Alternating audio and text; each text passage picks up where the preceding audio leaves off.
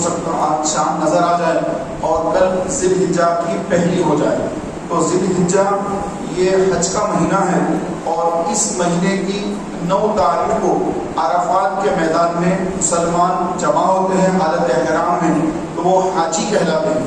احرام شرط ہے, عرفات کا میدان شرط ہے کہ عرفات کے میدان میں احرام باندھ کر حج کی نیت سے 1 منٹ کے لیے اگر کوئی مسلمان عرفات کے میدان میں زمین پر پہنچ گیا تو اس کا حج ہو گیا, وہ حاجی ہو گیا.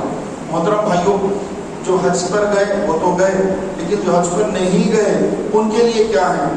آقا علیہ الصلوۃ والسلام کی بارگاہ میں عرض کیا گیا. حضرت عائشہ صدیقہ ام المومنین, ہماری ماں, قیامت تک کی مسلمانوں کی ماں, رسول پاک علیہ السلام کی زوجہ, ہماری ماں امی جان سیدہ عائشہ صدیقہ رضی اللہ تعالیٰ عنہا, آپ نے حضور علیہ السلام کی بارگاہ میں عرض کیا, یا رسول اللہ صلی اللہ تعالیٰ علیہ وسلم, ایک نوجوان ہے, اس نے ذی الحجہ کی پہلی تاریخ سے روزہ رکھنا شروع کر دیا.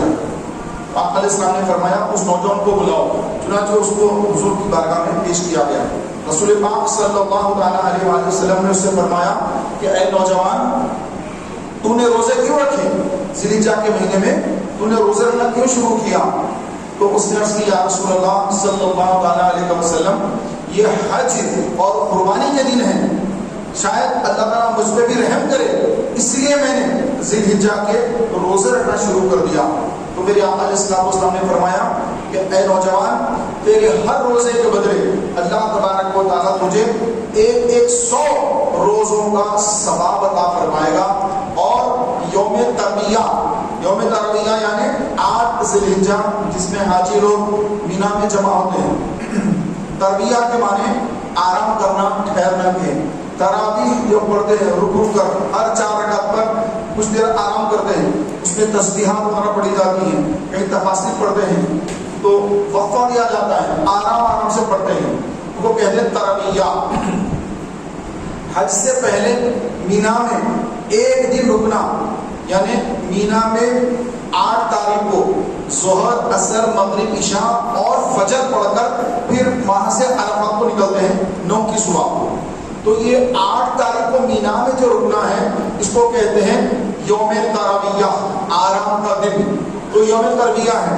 تو آقا علیہ السلام نے فرمایا کہ جو یوم ترویہ کا روزہ رکھے گا, اللہ تبارک و تعالیٰ عز و جل اس کو حضرت یوسف, حضرت ایوب علیہ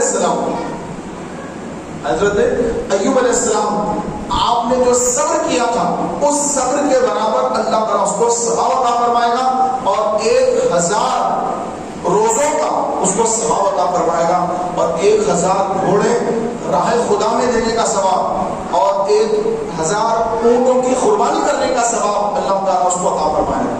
پھر آقا علیہ السلام نے یہ بھی فرمایا کہ جو یوم عرفہ کا روزہ رکھے 9 ذی الحجہ, جس دن عرفات کے میدان میں لاکھوں حاجی جمع ہوتے ہیں, تو اس میدان میں حاجی جمع ہوتے ہیں, تو حاجی کو روزہ رکھنا منع ہے. غیر حاجی جو اپنے وطن میں ہیں ان کے لیے ہے.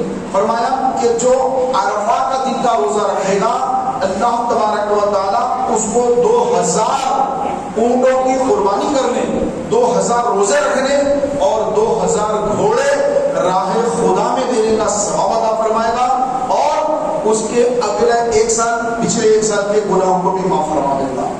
یہ یوم ترویہ, یوم عرفہ کے روزے کی فضیلت ہے.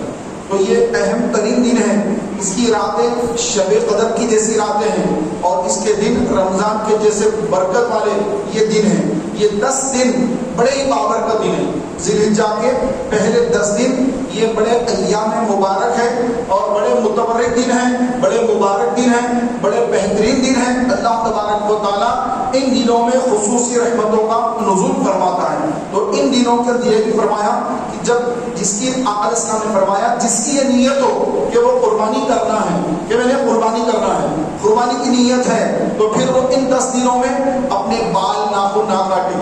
جس طرح عرفات کے میدان میں حاجی آتا ہے, بال بکھرے ہوئے ہیں, کپڑے اس کے کوئی کنڈیشن کے لیے بس ایک نیچے ہے, ایک اوپر کپڑا ہے تہبند, اور احرام کی کنڈیشن ہے تو 2 چادریں اڑا ہوا ہے اور بال بکھرے ہوئے ہیں حاجی کے.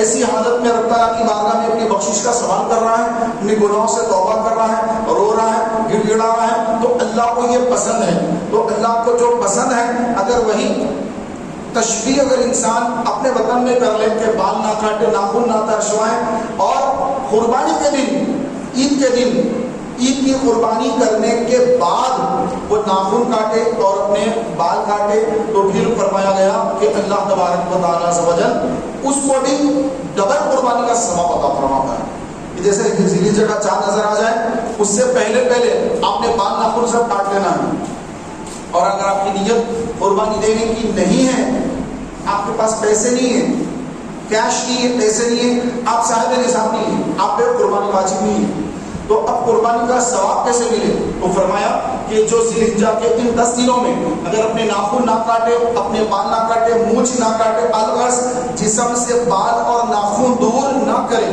چاند نظر آنے سے پہلے کر لے, چاند نظر آنے کے بعد, ذی الحجہ کا چاند نظر آنے کے بعد اپنا حجامت کرائے, نہ مونچھ کم کرائے, نہ ناخن کاٹے, نہ موئے بغل, نہ موئے زیر ناف, اپنے جسم سے نہ بال کو دور کرے نہ ناخن کو دور کرے, بلکہ عید کے دن, عید کی نماز کے بعد جب قربانی کا وقت شروع ہو جاتا ہے تو اس وقت پر ایسا مسلمان جس کی استطاعت نہیں ہے وہ بندہ جب اپنے بال کٹائے گا, ناخن ترشوائے گا, تو اللہ تبارک و تعالیٰ اس کو بھی قربانی کرنے کا ثواب عطا فرمائے گا. اور جس کی قربانی کی نیت ہے تو اس کے لیے تو آپ نے سامنے فرمایا کہ جس کی قربانی کی نیت ہے تو وہ اپنے بال نہ کاٹے, ناخن نہ ترشوائے, بلکہ قربانی کرنے کے بعد اپنے بال ناخن وغیرہ کاٹے. تو یہ طریقہ صحیح طریقہ ہے اور یہ مستحب ہے, سنت مستحبہ ہے. لیکن اگر کوئی اس پہ عمل نہ کرے, مثلا ذی الحجہ کی 3-4 تاریخوں میں اگر کوئی بال کاٹ لے, حجامت بنوا لے, ناخن کاٹ لے, تو کیا گناہگار ہوگا؟ نہیں, گناہگار نہیں ہوگا. نہ فرض ہے نہ ہی واجب ہے.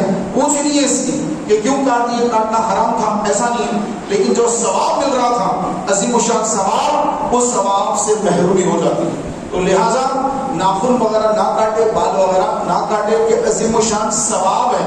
آپ کی مونچھ بڑھ جائے گی, ہونٹوں تک آ جائیں گی, اب پانی پیتے وقت آپ کو جو ہے دشواری ہوگی کہ ارے یار یہ تو بڑھ گئے. لیکن یہی سنت ہے کہ ان دنوں کے اندر, ان 10 دنوں کے اندر اپنے بال ناخن وغیرہ کچھ بھی نہ کاٹے. یہ آپ علیہ السلام کی سنت مبارکہ ہے. محترم بھائیوں, ان دنوں میں روزہ رکھنے کی بڑی فضیلت ہے, رات میں جاگنے کی بڑی فضیلت ہے کہ یہ راتیں شب قدر کی عظمتوں والی راتیں فرمائی ہیں. یہ عظیم الشان راتیں ہیں. ان راتوں میں عبادت اور دن میں روزہ, رات میں عبادت, دن میں روزہ. یہ دن پورے وہی دن ہے